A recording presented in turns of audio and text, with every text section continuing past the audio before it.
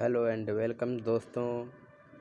आज हम आप लोगों के लिए मानव जीनोम परियोजना लेकर आए हैं।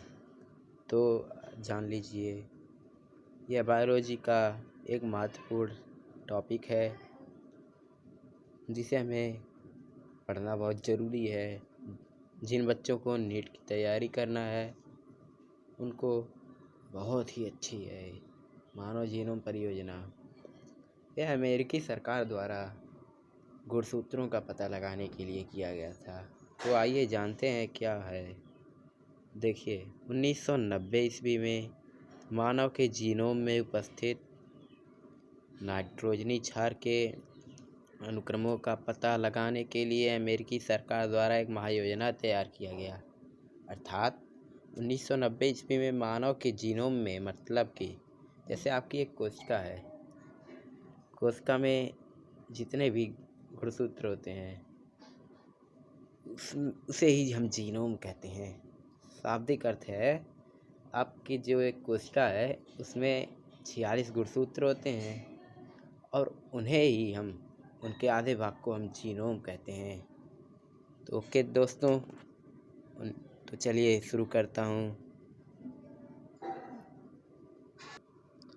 तो देखिए, 1990 ईस्वी में मानव के जीनोम में उपस्थित, अब मानव जीनोम तो आपको समझा ही दिए हैं, तो अब फिर से देखिए, 1990 में मानव के जीनोम में उपस्थित नाइट्रोजनी क्षार के अनुक्रमों का पता लगाने के लिए अमेरिकी सरकार द्वारा एक महायोजना तैयार किया गया जिसे मानव जीनोम परियोजना कहते हैं। अब नाइट्रोजनी क्षार किसे कहते हैं इसे समझिए। डीएनए में उपस्थित, अच्छा डीएनए कहाँ पर उपस्थित होता है? गुणसूत्र में। गुणसूत्र में डीएनए उपस्थित होता है। और डीएनए किससे मिलकर बना होता है? पेंटोज शर्करा, नाइट्रोजनी क्षार और फास्फोरिक अम्ल से बना होता है। तो कोशिका में उपस्थित गुणसूत्रों की अगुणित संख्या ही जीनोम कहलाती है। जैसे कि मनुष्य में 46 गुणसूत्र होते हैं, इसका आधा 23 अगुणित गुणसूत्र जीनोम कहलाते हैं।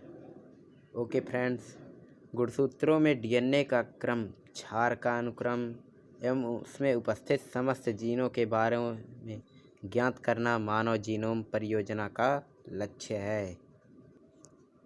इस परियोजना के और भी लक्ष्य कुछ हैं, तो गाइड्स कॉपी में तो नहीं लिखा है, पर मैं आपको बता देता हूँ जो मुझे स्वयं पता है। तो मानव जीनोम पर उपस्थित सभी क्षार युग्मों की संख्या तथा उनके अनुक्रमों का निर्धारण करना इस परियोजना का प्रमुख उद्देश्य है। दूसरा कि मानव जीनोम पर उपस्थित सभी जीन्स को ज्ञात करना। अब जीन्स कैसे क्या होते हैं? जैसे कि अब एक गुणसूत्र हैं, जैसे कि एक डीएनए है दोस्तों। देखिए डीएनए है, तो अब इतना हमारा जीन हो जाएगा और पूरा ये इतना डीएनए। डीएनए के कुछ भाग को हम जीन कहते हैं। और इसका तीसरा उद्देश्य मानव जीन के कार्यों का निर्धारण करना होता है। आनुवांशिक विकार उत्पन्न करने वाले जीन की पहचान करना, संवेदनशीलता तथा प्रतिरोधकता का निर्धारण करना, विभिन्न विकारों के लिए आनुवांशिक संवेदनशीलता तथा प्रतिरोधकता का निर्धारण करना, सूचनाओं को इस प्रकार संग्रहित करना कि आवश्यकता अनुसार उन्हें सरलता से प्राप्त किया जा सके, आंकड़े विश्लेषण हेतु उपलब्ध साधनों में सुधार करना, मानव जीनोम परियोजना के दौरान विकसित की गई तकनीकों को उद्योगों में स्थानांतरित करने की संभावनाओं को खोजना। परियोजना से अनेक नैतिक, वैज्ञानिक तथा सामाजिक मुद्दे उत्पन्न हो सकते हैं जिनका समाधान आवश्यक है।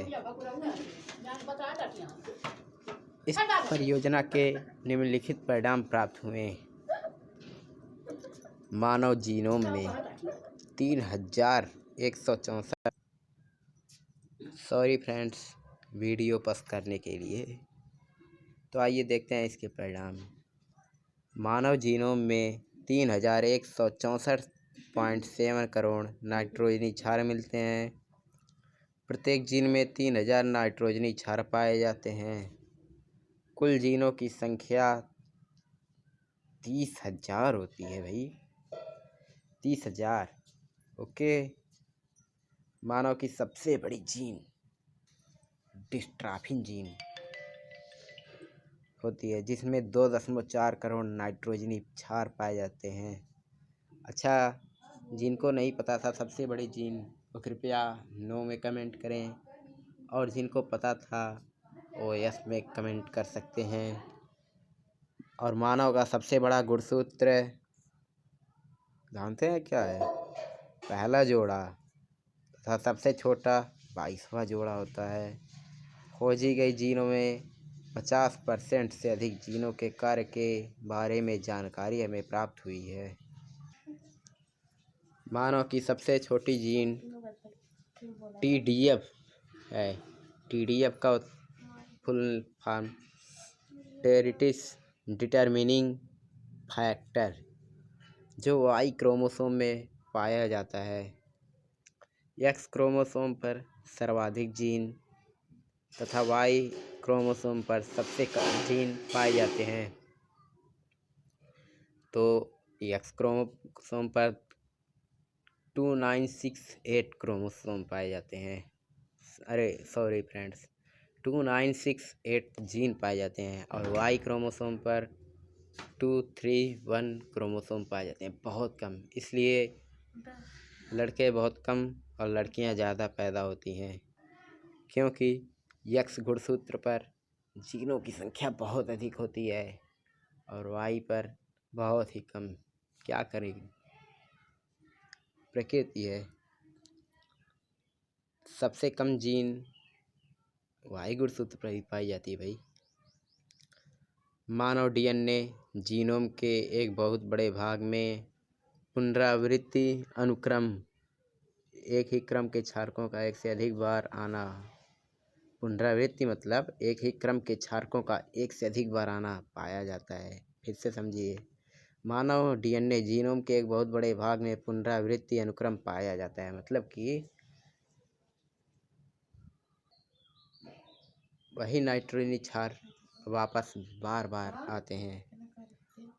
अब हम आपको नाइट्रोजनी क्षार के बारे में बताना चाहेंगे, जिसे मैंने शुरू में ही कहा था नाइट्रोजनी क्षार। तो उसे चलिए देखते हैं। तो देखिए फ्रेंड्स, नाइट्रोजनी क्षार, चलिए हम आपको बताते हैं नाइट्रोजनी क्षार। यह नाइट्रोजन युक्त कार्बनिक यौगिक है, जो 2 प्रकार का होता है, प्यूरीन एंड पाइरीमिडीन। प्यूरीन द्विचक्रीय संरचना होती है, पाइरीमिडीन एक चक्रीय संरचना होती है।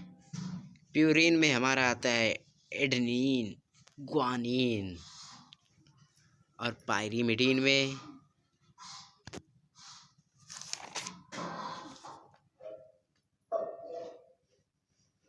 साइटोसिन, थाइमिन, यूरासिल पाए जाते हैं। पर दोस्तों, एक तो गड़बड़ी हुई है, अब क्या? तो चलिए हम आपको बताते हैं क्या गड़बड़ी हुई है।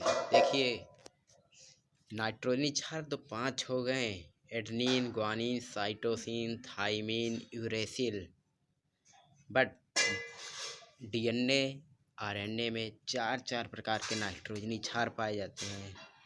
तो यहीं पर ही बच्चों को सबसे ज़्यादा कन्फ्यूजन होता है। तो चलिए हम आपको बता दें, DNA और RNA में 4 प्रकार के नाइट्रोजनी क्षार पाए जाते हैं। DNA में एडेनिन, ग्वानिन, साइटोसिन एवं थाइमिन पाया जाता है, जबकि RNA में एडेनिन, ग्वानिन, साइटोसिन एवं यूरेसिल पाया जाता है। ओके दोस्त, DNA में थाइमिन पाया जाएगा और RNA में थाइमिन के जगह पर यूरेसिल पाया जाता है। ओके फ्रेंड्स, तो चलिए कुछ और बातें देख लेते हैं जो हमारे काम की हैं, इम्पोर्टेंट हैं। ओके फ्रेंड्स, तो आइए फ्रेंड्स, नीट बेसिस प्रश्न है। नीट का क्वेश्चन इसमें से बहुत बार आता है, चारगाफ का नियम। तो चारगाफ एक वैज्ञानिक थे, बायो के एक वैज्ञानिक थे। इन्होंने 1951 ईस्वी में डीएनए में उपस्थित नाइट्रोजनी क्षारों का अध्ययन करने का निष्कर्ष निकाला। बताया कि एक जाति के जीवों में डीएनए में प्यूरीन की मात्रा पायरिमिडीन के बराबर होती है। अब प्यूरीन में होता क्या है, एडेनिन और ग्वानिन, और पायरिमिडीन में क्या होता है, साइटोसिन, थाइमिन, यूरेसिल। डीएनए के कुल अणुओं में क्षारकों की संख्या समान होती है। अब एडेनिन थाइमिन के बराबर, ग्वानिन साइटोसिन के बराबर होता है। क्योंकि डीएनए के लिए बताया गया है, इसलिए यहाँ पर एडेनिन थाइमिन के बराबर होगा, ग्वानिन साइटोसिन के लिए। इन्होंने डीएनए के ऊपर निष्कर्ष प्राप्त किया था, ना कि आरएनए के ऊपर। इसलिए आप लोग थाइमिन की जगह पर यूरासिल मत कहिएगा। इसे याद करके आप लोग मिनिमम नीट में इससे 2 क्वेश्चन तो जरूर उठते हैं, इन दोनों क्वेश्चन से। ओके, तो अगली वीडियो देख